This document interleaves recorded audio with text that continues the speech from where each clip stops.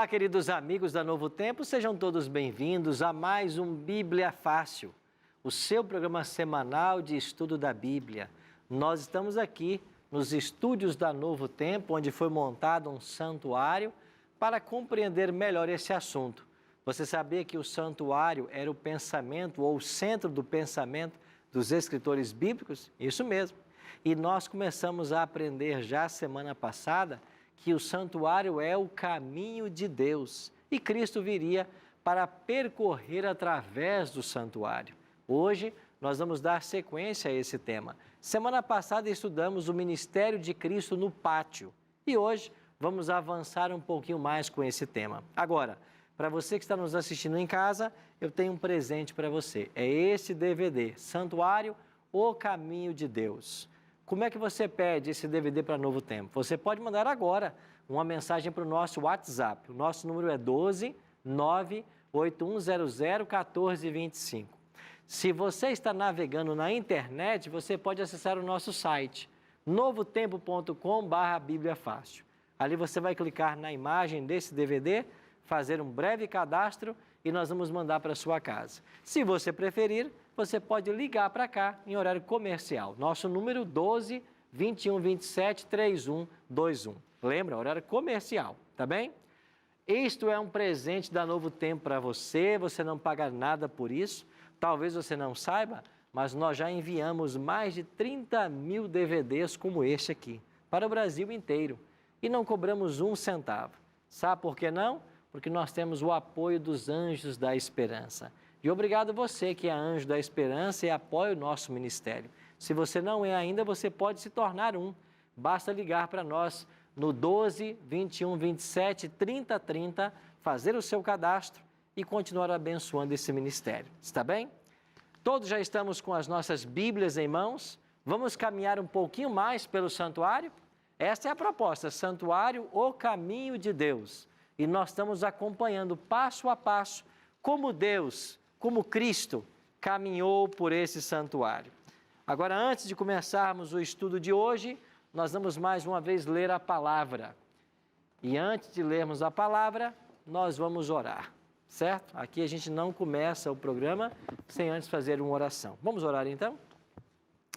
Nosso Pai querido, muito obrigado por estarmos reunidos mais uma vez para estudarmos a Tua palavra. Que o Teu bom e Santo Espírito nos ajude e que nós possamos entender a Tua mensagem para nós mais uma vez. Oramos em nome de Cristo. Amém. Hoje chegamos ao tema 7 e vamos falar sobre o ministério de Cristo no lugar santo. Esse é o tema de hoje. O ministério de Cristo no lugar santo. Aqui está, tema 7. E eu queria ler mais uma vez com vocês o texto que nós já lemos aqui, do Salmo 77, versículo 13. Aqui na tela está na Almeida Corrigida, Revista e Fiel. E nessa versão diz assim: o teu caminho, ó Deus, está no santuário. Que Deus é tão grande como o nosso Deus? E aqui está em destaque a palavra hebraica bakodes, que pode ser traduzida e na maioria das vezes, grande maioria das vezes, é traduzida no Antigo Testamento como santuário. Então você pode ler o Salmo 77, 13, o teu caminho, ó Deus, está no santuário. Deus, de uma forma pedagógica, através do santuário, ensinou o plano da salvação para o povo de Israel. E nós estamos estudando aqui, fazendo uma alegoria de como Cristo caminhou pelo santuário. Nós explicamos para vocês, na última semana, que João 1,14 diz: o Verbo se fez carne e habitou entre nós. A palavra grega habitou, esquenossen. E essa palavra pode ser traduzida como tabernaculou, porque a sua raiz é a mesma da palavra tabernáculo. Então o Verbo se fez carne e armou a sua tenda, tabernaculou entre nós. Então, usando aqui uma alegoria, Jesus, quando veio à terra, ele se acampou entre nós. E em algum momento, ele ia começar a percorrer o caminho do santuário. Vimos semana passada que Jesus foi batizado aos 30 anos. Ou seja, ele deixa o acampamento e vem então para o santuário. E nós temos aqui o móvel, a pia com água, que também tipificava a purificação, aonde o sacerdote se banhava antes de começar a oficiar. E com 30 anos, Jesus foi até o Rio Jordão para ser batizado.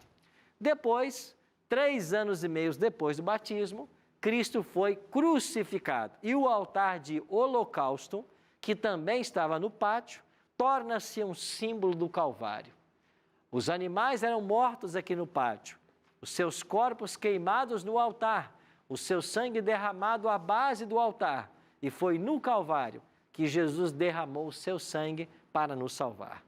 Agora, o ministério de Cristo no pátio dá início a essa jornada. E no pátio, ele é a nossa oferta.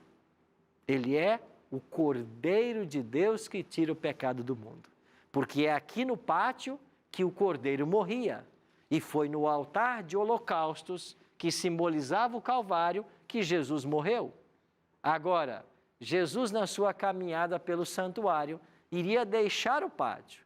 E em algum momento, ele iria entrar pelo primeiro véu para o primeiro compartimento, que a Bíblia chama de santo. E quem é que entrava no santo? O sacerdote. Então, Jesus, uma vez que ele se ofereceu no Calvário como oferta, ele também começaria agora um ministério sacerdotal. E a pergunta que nós vamos responder hoje é: quando é que Jesus entra no primeiro compartimento e se torna sacerdote? Eu queria voltar à imagem que eu já disse para vocês, de que há uma relação entre o santuário terrestre e o santuário celestial. Esta relação é estrutural e funcional. A relação é estrutural porque o santuário terrestre foi construído por Moisés de acordo com o modelo que ele viu no monte. E o modelo que ele viu no monte foi o santuário celestial. Agora, nós já aprendemos que no santuário terrestre havia aqui uma pia, um altar de holocausto, e no santo nós explicamos para vocês que havia uma mesa com 12 pães, um altar ou um candelabro e havia o altar de incenso. E no Santíssimo, a Arca da Aliança. Por que que aqui na terra havia todos esses móveis? Certamente porque no céu também existem esses móveis. E você quer ver a prova bíblica para isso? Vamos olhar para alguns versos rapidamente? Apocalipse capítulo 1, versos 12 e 13. João escreveu assim: voltei-me para ver quem falava comigo, e voltado, vi 7 candeeiros de ouro, e no meio dos candeeiros, um semelhante a filho de homem, com vestes talares e cingido à altura do peito, com uma cinta de ouro. João escreveu o Apocalipse por volta do ano 96, 97 da era cristã. Isso quer dizer que o templo já havia sido destruído há quase 30 anos, quando João escreve o Apocalipse. João teve uma visão do templo celestial.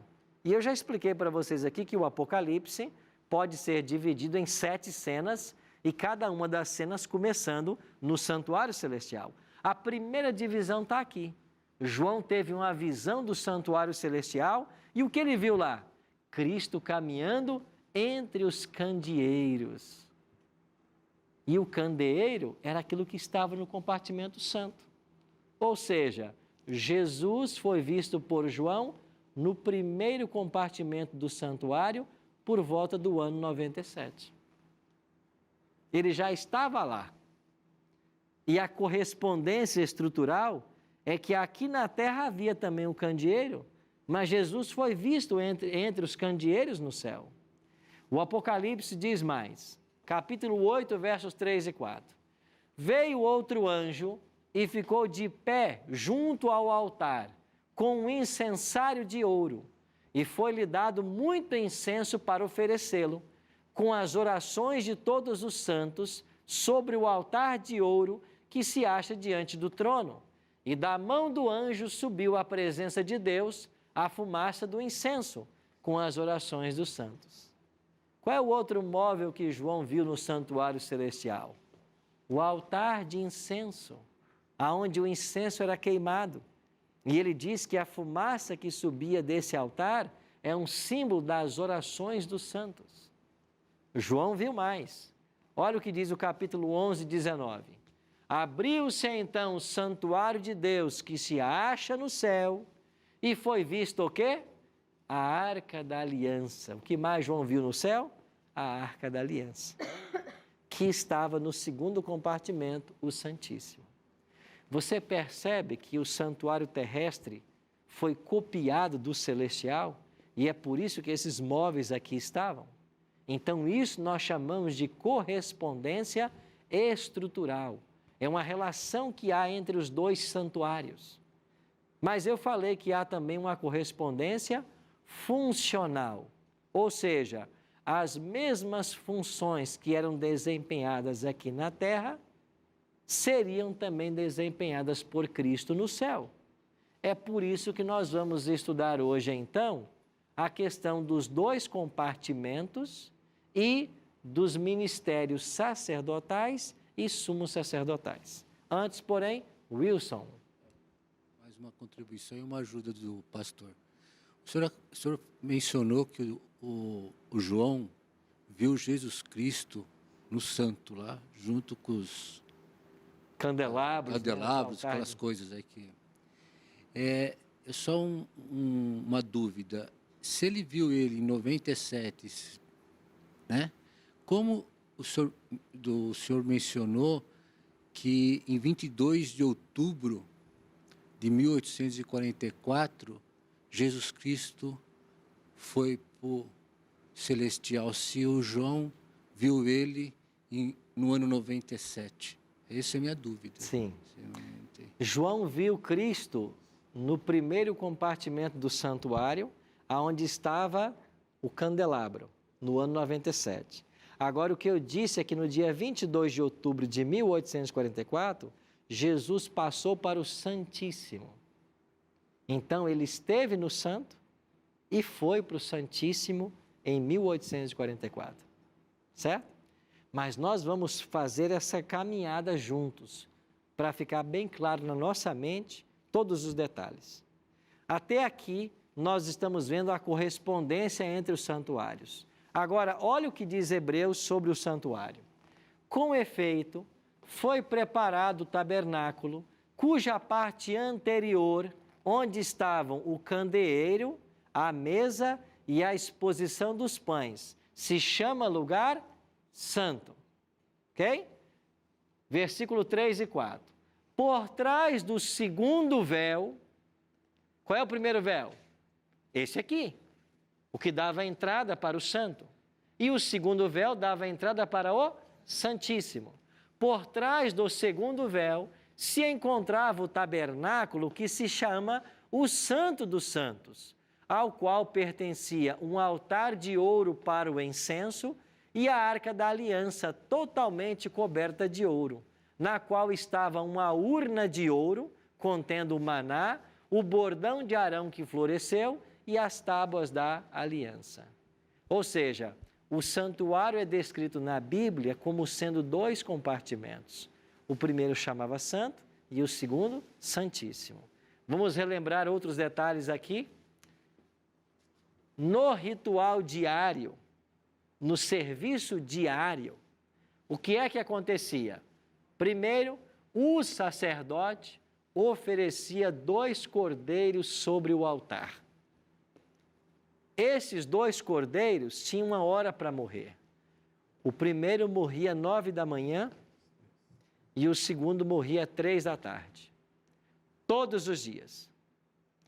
Isso na Bíblia é chamado de tamid, em hebraico. O que é tamid? Sacrifício contínuo, diário. Tamid. Todo dia, os 2 cordeiros morriam. Sim, amiga? Sobre os utensílios que estavam dentro da arca, são 3. Aham. Todos os dias fazem referência a partir da saída do pessoal do Egito. Anterior ao pessoal de Israel, ao povo de Israel, não tinha nada, nenhum símbolo que fosse bom para ser lembrado, para ser guardado nesse santuário terrestre ou celestial? Não. Quando o santuário é construído, todos os móveis foram construídos ao mesmo tempo, inclusive a Arca da Aliança. E a lei que Deus escreveu com o seu próprio dedo lá no Sinai foi parar dentro da arca. Então não havia lei escrita, não havia uma arca, não havia nada. Tudo foi construído ao pé do Sinai. E a partir da construção é que eles começaram a sua jornada pelo deserto. É assim, igual, tiveram várias histórias, a história de Jacó, de Josué, várias histórias anteriores a isso, com o sacrifício de Isaac e Abraão, eu me refiro a isso. Essas ações que aconteceram antes do pessoal de Israel, isso aí não conta para ser colocado assim como se fosse uma lembrança, porque toda vez que vê esses objetos dentro da arca, a gente tem a lembrança sempre a partir da saída do Egito em diante. Uhum. É como se a história estivesse sendo comentada dali, é como se estivesse dando mais importância dali em diante. Entendeu? É mais ou menos assim que eu A queria história entender. dos patriarcas, ela é importante e lá também havia símbolos. Lá havia o altar. E lembra que Abraão era conhecido por erigir altares por onde ele passava? Então, os patriarcas tinham o hábito de erigir altares e sacrificar neles. Então, o sacerdote, ele tinha alguns ofícios. Primeiro, todo dia matar 2 cordeiros. 9 da manhã, 3 da tarde. O que mais ele fazia? É ele que era responsável por manter as lâmpadas acesas lá no santo. Eram 7 lâmpadas, um candeeiro com 7 lâmpadas. E elas eram alimentadas à base de azeite. Era a função do sacerdote não deixar que essas lâmpadas se apagassem. Era a função dele. O que mais fazia o sacerdote? A oferta de incenso. Ele entrava todo dia lá no santo com incenso aromático e no altar de incenso ele queimava o incenso para trazer um aroma suave.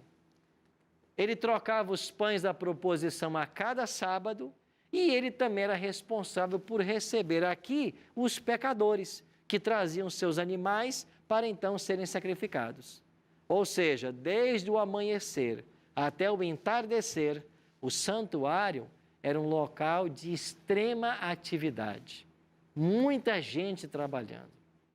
Então, no trabalho sacerdotal, você tinha expiação por meio do sangue, intercessão por causa da fumaça do altar de incenso, vida física e espiritual através dos pães da proposição, os 12 pães, e luz por meio das lâmpadas do candelabro.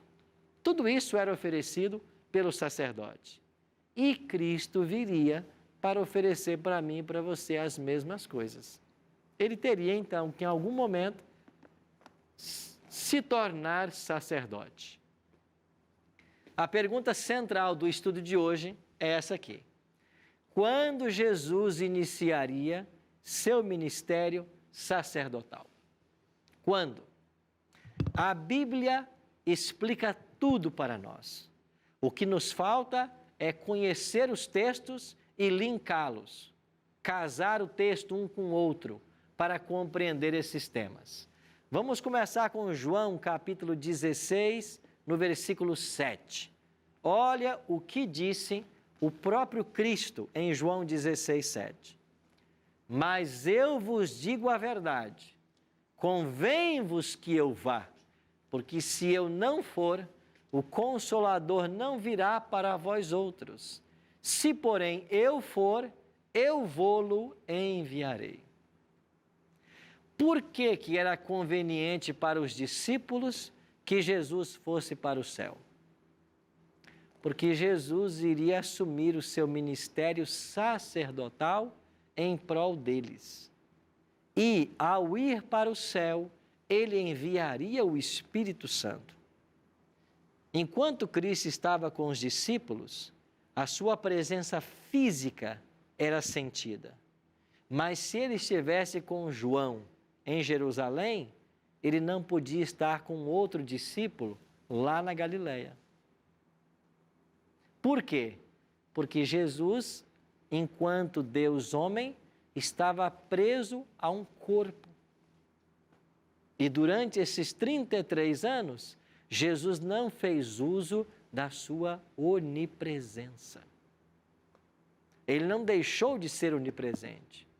Ele não deixou de ser onipotente, nem onisciente. Mas ele não fez uso dos atributos divinos enquanto encarnado. E nós temos agora Atos 2, 32 e 33. A este Jesus, Deus ressuscitou, do que todos nós somos testemunhas.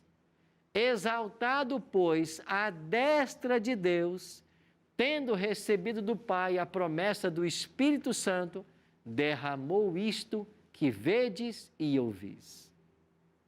O autor está dizendo para nós que quando Cristo foi glorificado nos céus, à direita de Deus Pai, ele enviou o Espírito. O que vocês estão vendo aqui no dia de Pentecostes, estamos em Atos 2, né? Os discípulos pregando em várias línguas. O que vocês estão vendo aqui é o que Jesus prometeu. Ele foi exaltado à direita de Deus Pai. E ele recebeu a promessa do Espírito. E ele enviou para vocês. Você percebeu aonde a Bíblia está nos levando? Ela está associando a entronização de Cristo no santuário com o derramamento do Espírito Santo. Então, a prova de que Jesus foi entronizado no santuário e começou a oficiar como sacerdote é a dádiva do Espírito Santo. Esta é a prova de que ele está agora no santuário, à direita de Deus. Avancemos. Você se lembra da festa das primícias que nós estudamos aqui semanas atrás? Quando os primeiros grãos eram colhidos, levados até o santuário, para que aqui, diante do altar de holocausto, o sacerdote movesse esses molhos de trigo, de cevada, dos cereais. Esta festa das primícias, os primeiros frutos, nós aprendemos aqui que elas apontavam para que cena do ministério de Cristo? Ressurreição de Cristo. Daí vem Paulo e diz que Cristo é as primícias dos que dormem. Estão lembrados disso? Então, a festa das primícias apontava para a ressurreição de Cristo. E nós explicamos aqui que das 7 festas celebradas em Israel, 2 não tinha data no mês, porque elas tinham que acontecer num domingo. Justamente a festa das primícias e a festa dos Pentecostes, que estavam separados por quantos dias?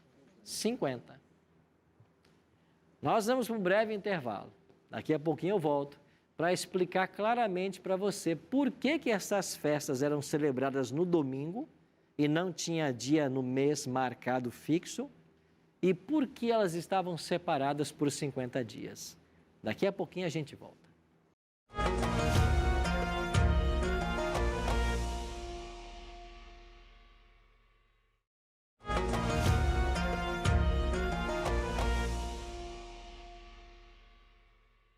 Estamos de volta com o programa Bíblia Fácil, hoje aprendendo sobre o ministério de Cristo no Santo. Santo é o nome do primeiro compartimento que havia no santuário. E no Santo oficiava o sacerdote diariamente. Vimos aqui que há uma correspondência entre o santuário terrestre e o celestial. Os móveis que haviam no céu também foram reproduzidos aqui na terra. E os ofícios que aconteciam aqui na terra apontavam para o ministério que Jesus um dia também realizaria. E nós vimos aqui que vários textos da Bíblia conectam a entronização de Cristo no santuário com a descida do Espírito Santo. E isso estava tipificado pelas festas em Israel. E eu estava explicando que a festa das primícias apontava para a ressurreição de Cristo. E a festa das primícias só podia ser celebrada num domingo. Olha que interessante. E por que só era celebrada num domingo? Porque Deus, na sua agenda, marcou para que Jesus ressuscitasse num domingo. Agora, a festa do Pentecostes, ela acontecia 50 dias depois da Páscoa. Então, você tinha a festa da Páscoa, no domingo a festa das primícias, 49 dias eram contados e no dia 50, no 50º dia, né, viria então a festa dos Pentecostes. O que aconteceu na festa de Pentecostes lá em Atos capítulo 2? Deus enviou o seu Espírito. Então Jesus havia dito, se eu não for, o Espírito não virá. Se o Espírito veio, é porque ele foi. Isto quer dizer que Jesus estava sendo entronizado no santuário como sacerdote no dia de Pentecostes. Isso responde a uma pergunta que eu fiz há poucos instantes atrás. Jesus no Calvário morreu como nossa oferta, mas ele tem uma caminhada pelo santuário. Quanto tempo então levou Cristo para sair do Calvário e entrar no primeiro compartimento? Desde a sua ressurreição, 50 dias. Então ele ressuscita num domingo e 50 dias após, que também vai dar num domingo, ele está sendo recebido no santo do santuário celestial. E é naquele dia que ele envia o Espírito Santo. Sim, Samantha? Pastor, eu queria saber, a gente escuta muito umas línguas diferentes nas igrejas, né? E dizem que as pessoas que são batizadas com o Espírito Santo conseguem falar com essas línguas. No caso, se eu não falar com essas línguas, se eu não tiver esse discernimento, eu não sou batizada, significa que eu não sou batizada com o Espírito Santo? Como que a gente faz para ser batizada? Ok. Todos nós devemos buscar pelo batismo do Espírito Santo. Jesus disse em João, capítulo 16, que quando o Espírito Santo viesse, ele nos convenceria do pecado, da justiça e do juízo. Todo mundo, para ser convencido do pecado e passar pelo processo da conversão, tem que receber a influência do Espírito Santo. Então, quando nós nos convertemos, significa que o Espírito Santo já está em nós, porque é ele que nos leva à conversão. Agora, não tem na Bíblia essa história de que quem tem o Espírito tem que falar línguas. Não. Eu tenho na Bíblia cerca de 30 dons espirituais. Paulo faz essa relação, né?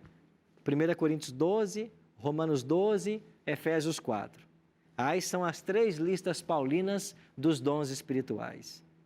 Ou seja, o dom espiritual, quem dá é Deus. É Cristo, na realidade, que distribui isso na igreja. Então, quando uma pessoa tem o Espírito traz consigo também os dons. Que dons? O que o Espírito achar que a pessoa deve ter. Então, veja, o dom de línguas existe e é real. Deus dá quando Ele acha necessário, quando houver necessidade. Agora, o dom de línguas, mais uma vez eu reforço, de acordo com Atos 2, é uma língua materna. É a capacidade sobrenatural que Deus dá ao crente de falar uma língua com a qual antes ele nunca teve contato. Por exemplo, você está dentro de um avião e senta do seu lado um chinês. E você não sabe uma palavra em chinês. Mas Deus quer usar você para alcançar aquele cidadão. Então, Ele pode te dar o dom. Certo? Agora, o Espírito Santo, ele é necessário para a conversão. Então, toda pessoa que se converte é porque já recebeu o Espírito. E o que é o batismo no Espírito Santo? É o batismo é a plenitude dele e tem que ser diário. Sabe por quê? O batismo de ontem não serve para hoje. Eu tenho que diariamente estar sendo batizado, diariamente estar recebendo o Espírito. E qual é a prova maior que alguém tem o Espírito de Deus? João 13:35. Nisto conhecereis que sois de fato meus discípulos, se tiverdes amor uns para com os outros. Qual é a maior evidência de que alguém é um seguidor de Cristo? Que alguém tem o Espírito? Quando ele ama. Quando ele ama. Agora, se a pessoa não ama, ela não tem o Espírito. Sim, minha amiga? Eu tive lendo agora, não me recordo que livro, que para você ter os dons espirituais do Espírito Santo, você tem que estar cheio do Espírito Santo. E para estar cheio do Espírito Santo, você tem que viver uma vida grenada entre a palavra do Senhor e as orações. Isso é verdade mesmo? É verdade. Agora tem um texto na palavra de Deus que nos ajuda muito. A Bíblia diz assim: Deus não outorga o seu Espírito aos desobedientes. Deus dá o seu Espírito àqueles que obedecem. Então veja, quer ser cheio do Espírito, você tem que ter contato com Deus através da oração, através do estudo da palavra, através do testemunho cristão e, sobretudo, através da obediência à palavra. Então, se você sabe que mentira é pecado e você insiste na mentira, você não pode ser cheio do Espírito. Se você conhece algum ensinamento da palavra e você não pratica, você não pode ter o Espírito, porque Deus não outorga o seu Espírito àqueles que desobedecem. Então, é Deus que dá o seu Espírito para que nós obedeçamos. Isso tem que haver a disposição humana, porque o Espírito não atropela ninguém, ele não arromba a porta do coração, ele tem que ser convidado. Por isso que a gente tem que convidar, nós temos que orar pelo Espírito. Porque quando você é um crente em Cristo, você passa a fazer parte de uma comunidade. Nessa comunidade, temos que ter vários dons, porque é assim que a comunidade se equilibra. Então, Deus dá para esse um dom, para aquele um dom diferente, para aquele outro dom, para que o corpo de Cristo seja forte. Agora, se eu ficar ensinando aqui que em toda igreja todo mundo tem que falar línguas, e os outros dons? Qual vai ser a utilidade de todo mundo ficar falando línguas? E outra, uma língua que ninguém entende? Está edificando quem? Não, pastor, porque quem fala edifica a si mesmo. Edifica nada, se você não está entendendo. Escuta, para haver edificação, tem que haver conhecimento, tem que haver aprendizado. Não há edificação sem aprendizado. E você não pode aprender se você não está entendendo. Então, se você fala uma língua que ninguém entende, nem você mesmo, como é que você está sendo edificado? Isso é impossível. Nós somos edificados pelo conhecimento da palavra. É por isso que tem que ser Bíblia, tem que ser Bíblia. O que a palavra está dizendo? Essa história de chegar na igreja, hoje eu tenho uma revelação. Quem é você para ter revelação? Você está inventando.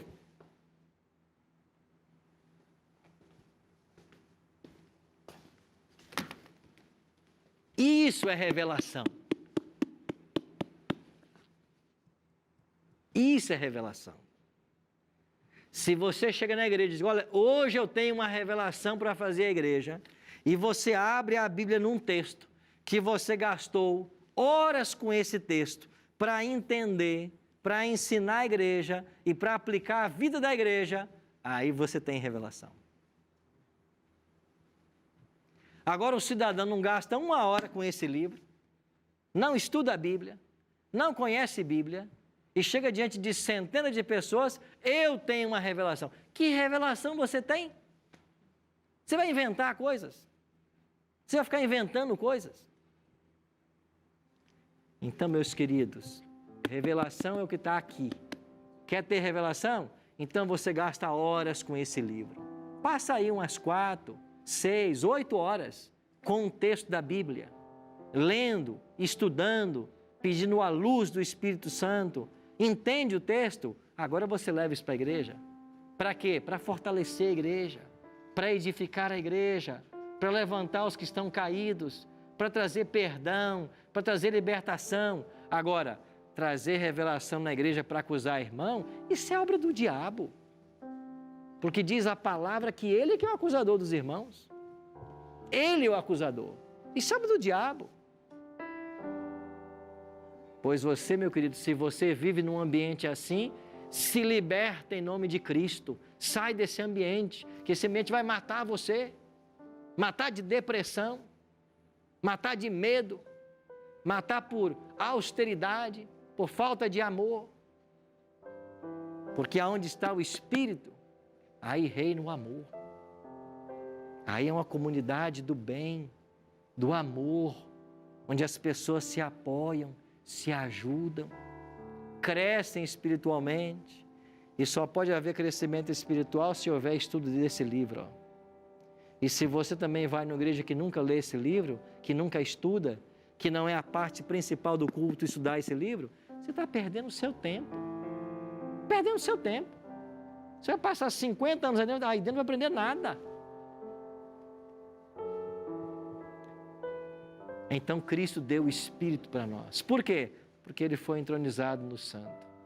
E Ele começou aqui agora uma obra sacerdotal. Quando? No dia de Pentecostes. Aí sabe o que nos diz a palavra de Deus? Que o envio do Espírito Santo é uma clara evidência de que Jesus foi entronizado no santuário celestial.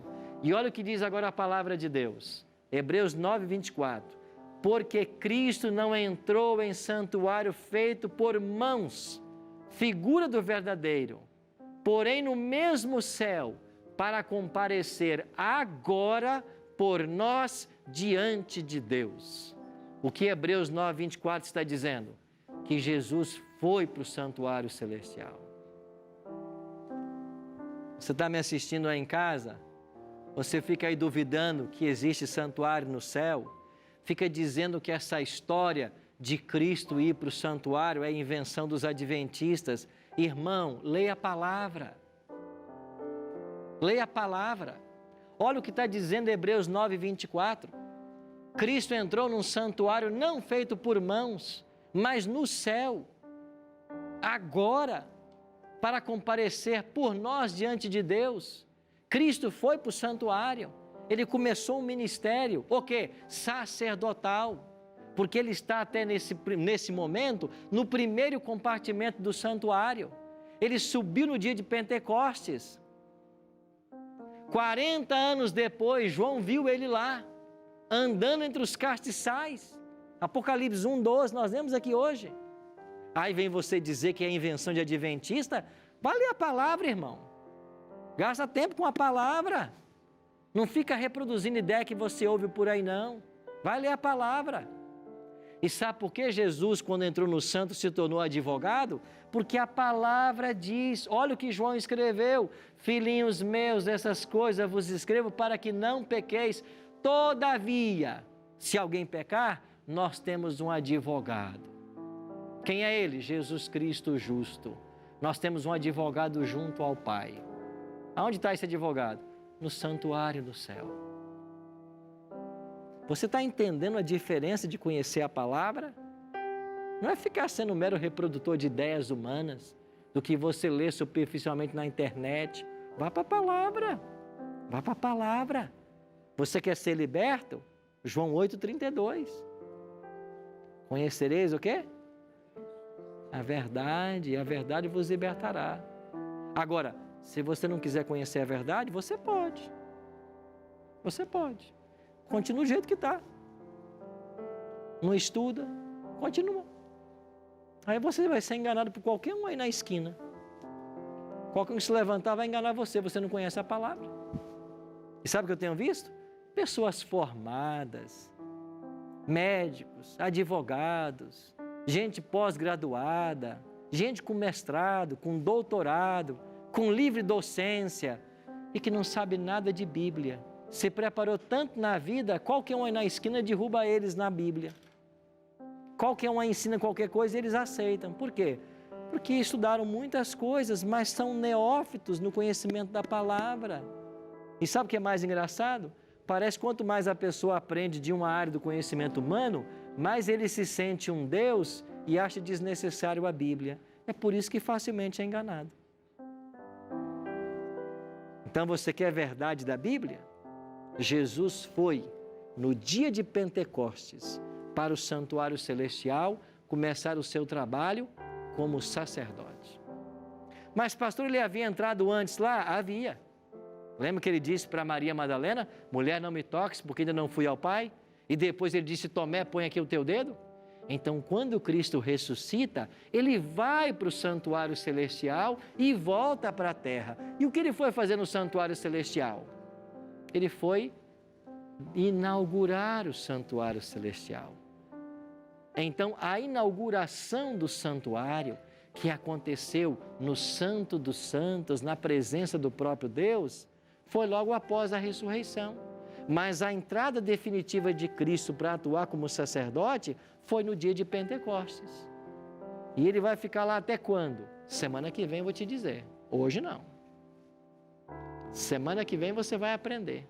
Até quando ele ficou no santo? Semana que vem. E a gente passa 30, 40, 50 anos numa igreja e não aprende isso?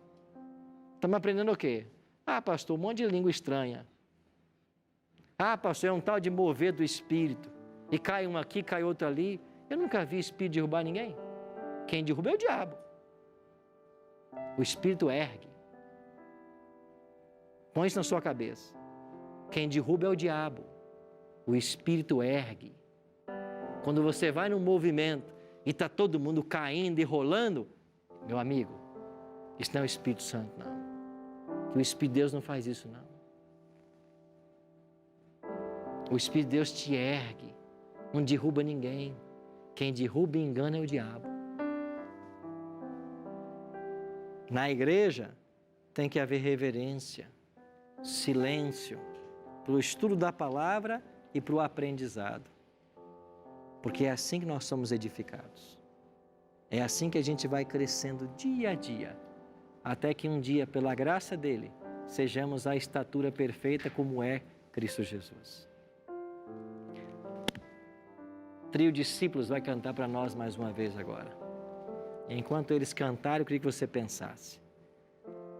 Jesus então entrou no santuário celestial, sacerdote, ano 31. Nós temos um advogado, ele pode ajudar hoje o meu caso? Pode. Pensa nisso.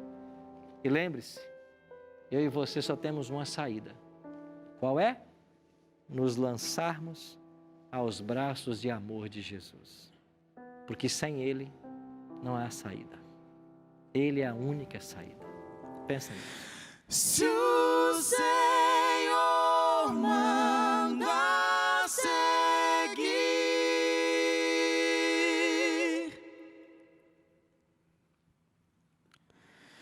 seja feito até o fim.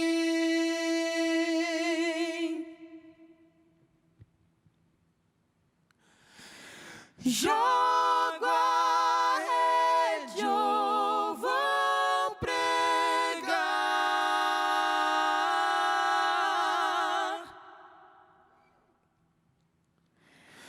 em terra firme.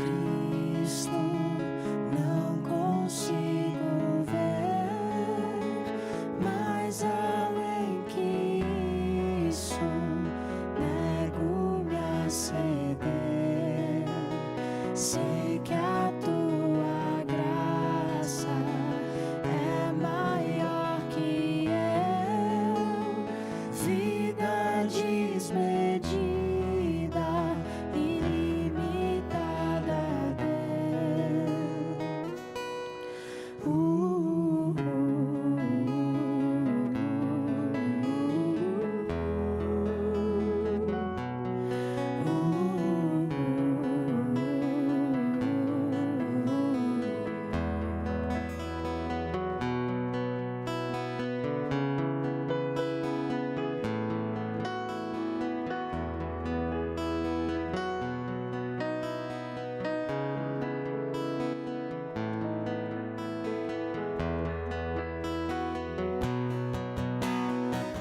Eles pensaram que me fariam recuar.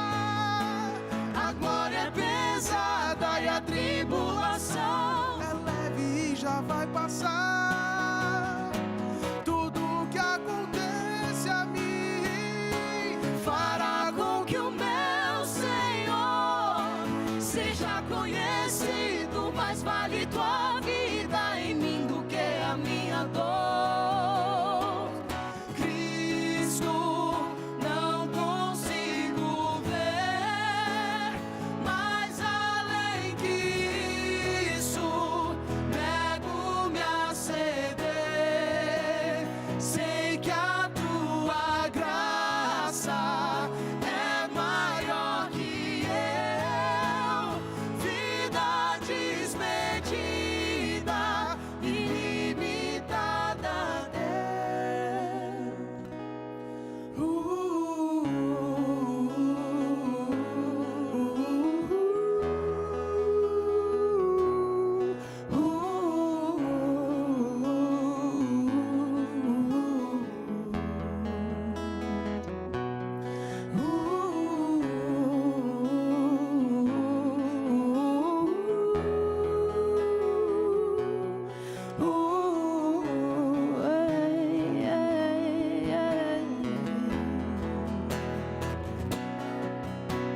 Somos abatidos, mas não destruídos. Ainda boa obra eu sei. Seu amor é o primeiro e o último em tudo que farei. Somos perseguidos, mas não desamparados. Por na sua cruz.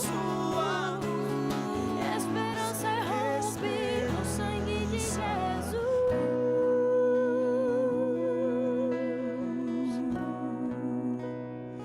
não consigo ver. Cristo, não consigo ver, não. Mais além que isso, nego-me a ceder. Eu sei que a tua graça é maior que eu, vida desmedida, ilimitada deu. Meu Senhor não dava pra alguém prever. O inocente morre por culpa do teu. Vida verdadeira, infinito amor. Ver a tua face é o maior favor.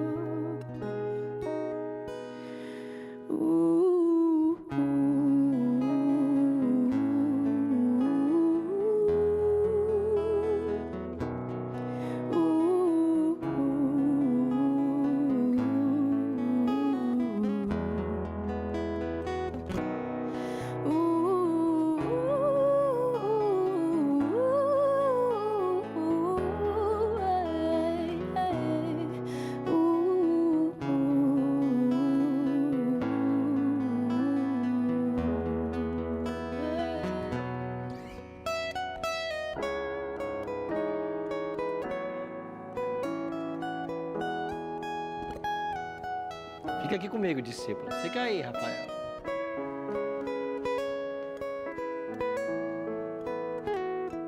Sabe o que é a atuação do Espírito? Concessão de dons espirituais? É que você acabou de testemunhar. Esses garotos, com essa voz tão linda, louvando a Deus e falando dos valores da palavra. Você percebeu a letra que eles cantaram? Bíblica. Daniel foi embora, né? Um abraço, viu, Daniel? Está em Atlanta, né? Nos Estados Unidos, né? Um abraço, garoto.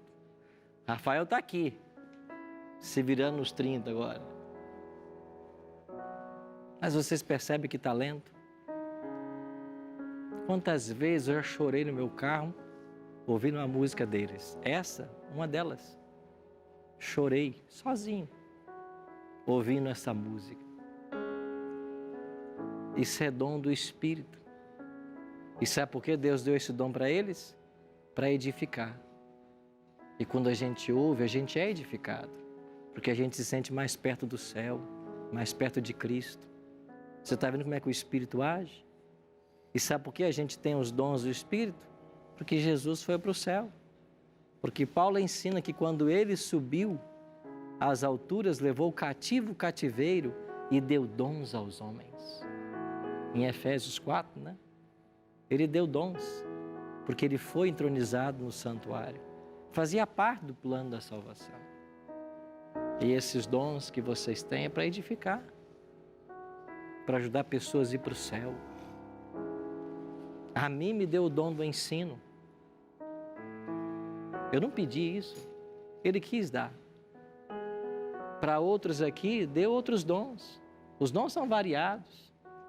Cada um tem os seus dons. Agora, os dons são para edificar as pessoas, para ajudar na salvação. Ficar enfatizando outras coisas, falando língua estranha. Isso é destonar com o ensino da Bíblia. Isso é se afastar do que está escrito, está revelado. Por isso, meu querido amigo, que o Espírito Santo toque no seu coração todos os dias.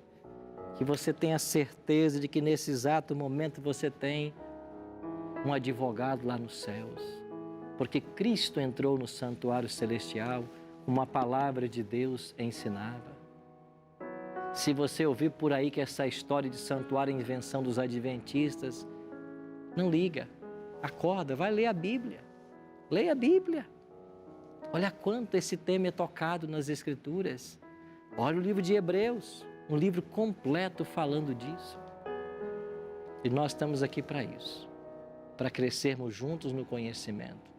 E só o conhecimento da palavra pode trazer edificação, crescimento espiritual, vivência espiritual. Por isso eu queria orar por vocês agora, orar também por esse trio que tem nos abençoado tanto. E por você que está em casa, nos assistindo também, acompanhando Bíblia Fácil toda semana, crescendo espiritualmente. A música é uma realidade, são lutas, são dificuldades. A gente às vezes fica abatido, fica triste, mas a gente avança, não destruídos. E Deus sempre nos fortalece para avançarmos. Vamos orar? Pai querido, obrigado pelo trio discípulos, por esse lindo ministério que eles têm exercido. Que eles continuem sendo na vida de todos nós uma bênção como tem sido. Obrigado por esses 10 convidados que o Senhor trouxe aqui nessa temporada de estudos. Abençoe cada um deles. O Senhor conhece os nomes, as histórias, as trajetórias. O Senhor sabe os anseios, as lutas, as dúvidas. Abençoa cada um deles. E abençoe também os nossos queridos amigos, amigas, que ficaram até agora nos assistindo lá em casa, ou no escritório, ou em qualquer lugar, pela internet, no Brasil, fora do Brasil. Por favor, abrace essas pessoas. Que o teu Espírito seja sentido agora ali, do lado delas. Que elas possam sentir a presença do Senhor na vida delas. E que o Senhor produza em nosso coração as mudanças que nos são tão necessárias. Prepare a todos nós para a tua volta. É a nossa oração, em nome e por amor de Jesus. Amém. Obrigado por sua companhia. Semana que vem, você vai entender que em algum momento Jesus sairia do santo e iria para o Santíssimo. Deixaria de ser sacerdote para ser sumo sacerdote. Semana que vem eu espero você aqui no programa.